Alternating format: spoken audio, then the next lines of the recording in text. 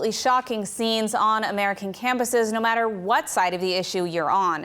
We should add that the dismantling of the encampment at UCLA did come in response to a Jewish student being beaten unconscious by anti-Israel protesters yesterday. Now, here to speak with us about what's going on campuses is Israeli writer Blake Flayton, also a former student at George Washington University, one of the campuses that we have seen with these anti-Israel encampments. Now, Blake, thanks so much for joining us. I wanted to ask you about the campus scene that we've seen this week. What's behind these protests, and what's your take on the arrests that we just saw?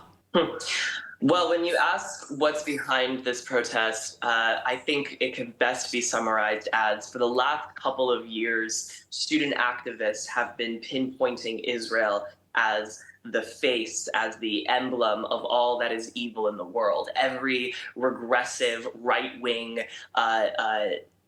backwards thing that students, especially from my generation on American college campuses, have been trained to hate, Israel has been designated as the face of all of those things. And so what happens is when the news cycle turns to Israel, there is an explosion of hatred and there is an explosion of outrage against Israel. And really, this is a smokescreen for problems in American domestic politics. And we've seen that, when people try to connect Israel to police brutality, when people try to connect Israel to inaction on climate change, when people try to connect Israel to anti-feminism and people being hateful toward the LGBT community. This is all connected. And in regards to the arrest, look, I just think that students who occupy private property and students who shout anti-Semitic chants and hang up anti-Semitic posters should not be surprised when people in their community feel unsafe and when law enforcement has to act.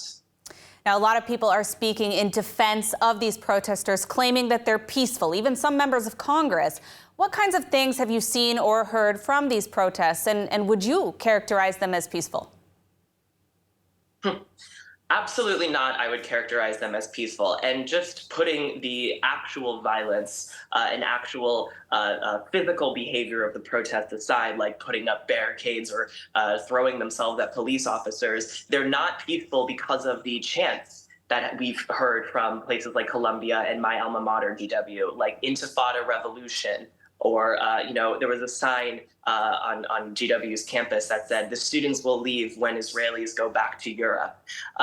And there is a lot of demonization of Zionists and refusal to let Zionists enter a part of campus unless, they're in agreement with the demands of the protest movement. And obviously, that is an anti-Semitic cliche that goes all the way back to the Soviet Union. And so I wouldn't characterize these as peaceful at all. They make members of the community feel very unsafe. Now, how have they reacted to the concerns of Jewish students? And how does that compare to your experiences as a student at GW just a few years ago? Well, my experience at GW, and I've written about it and spoken about it quite a lot, was marked by anti-Semitism. Plainly and simply. You cannot characterize it as criticism of Israel. I was called a baby killer by fellow classmates. There was a student who was caught on camera who said, "We're going to bomb Israel, you Jewish pieces of S-word."